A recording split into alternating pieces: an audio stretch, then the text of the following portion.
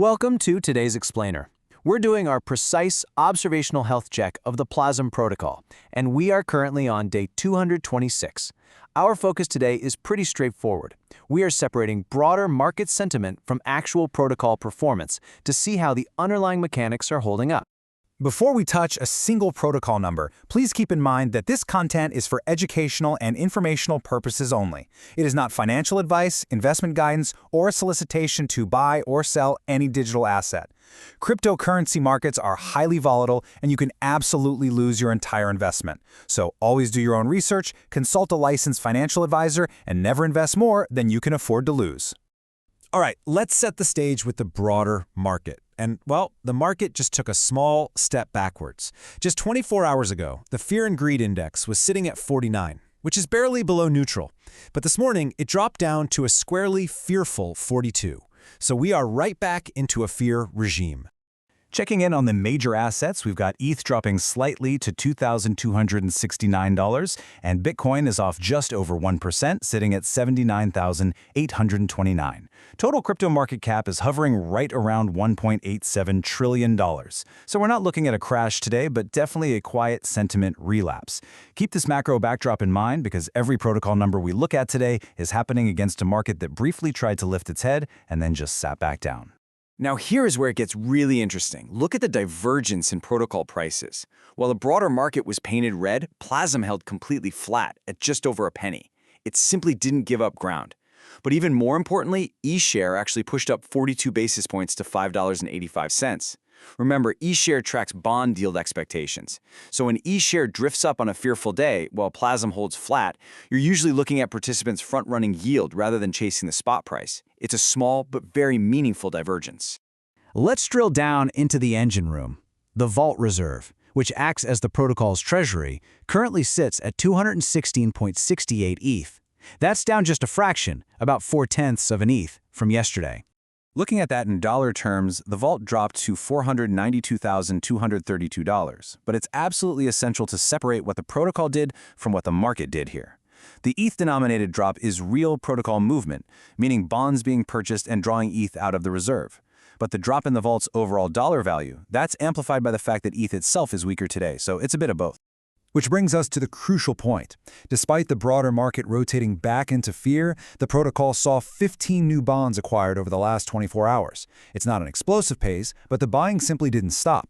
That brings our total to 13,592 outstanding bonds. And notice that the bond APR is holding steady at 31.6%, completely unchanged. The current bond price clears at $36.16. The takeaway here is pretty clear. At these yield levels, participants steadily acquired bonds without hitting pause, completely looking past that macro sentiment regression. This brilliantly illustrates the yield engine just ignoring market sentiment altogether. The machinery kept running, generating a daily yield of $425.54. Because of that, cumulative claimed profits pushed past $135,000, and that includes over $402 of fresh capital deployed in just the last 24 hours. Just as a reminder, claimed profits is the actual deployed capital counter. It's money that's already been put to work. Breaking down that fresh 24-hour capital deployment, roughly $230 went straight into permanent token destruction through buy and burn. Buy and build lifetime sits essentially flat at just under $30,000, and the ready reserves, which are the pools sitting ready to deploy, stand at 1.76K. The engine is methodically processing the flow. Shifting over to the supply distribution, we see a real picture of stability. Across the 13.6 million tokens in total supply, 58% are liquid, 13% are in liquidity pools, and 9% are staked.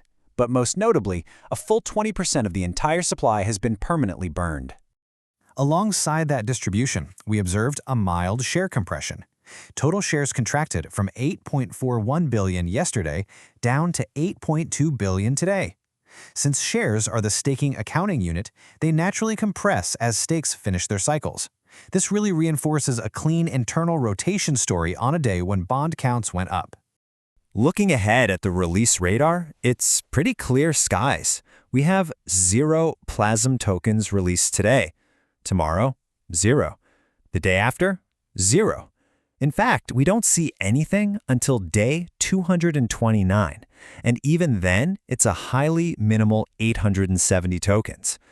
The next real node isn't until day 231. When you total all of that up, there is only about $593 worth of token release pressure across the next 7 full days. Compare that to a daily buy and burn volume that runs into the hundreds of dollars every single day, and incoming supply is simply not a sell-side problem right now. Plus, there are absolutely no major supply cliffs above 100,000 tokens for the next 80 days. Synthesizing all this data into our verdict, we see the protocol's plumbing doing exactly what it was built to do. Against a backdrop of macro fear and red candles for major assets, PLAZM held flat, eSHARE quietly led by pushing higher, 15 new bonds were acquired, and fresh capital was deployed through the yield engine. The only soft metric was the vault's USD value, which, as we established, is mostly an ETH price story. When you zoom out and look at the clear divergence between these internal protocol mechanics and the broader crypto sentiment, the facts really speak for themselves. This is what a quiet working day looks like. As we wrap up, a quick reminder of our standard disclaimer. This explainer is strictly for informational purposes. Past performance does not predict future results. Always conduct your own thorough research. Consult a licensed financial advisor before making any investment decisions, and never invest more than you can afford to lose. Which leaves us with a fascinating final thought to consider. If the machinery works this efficiently and participants continue to acquire bonds and front-run yield in a regime of fear, what exactly happens to these underlying metrics when market conditions finally turn favorable and shift back to greed? Thank you for joining today's explainer. We'll be back tomorrow to look at the numbers.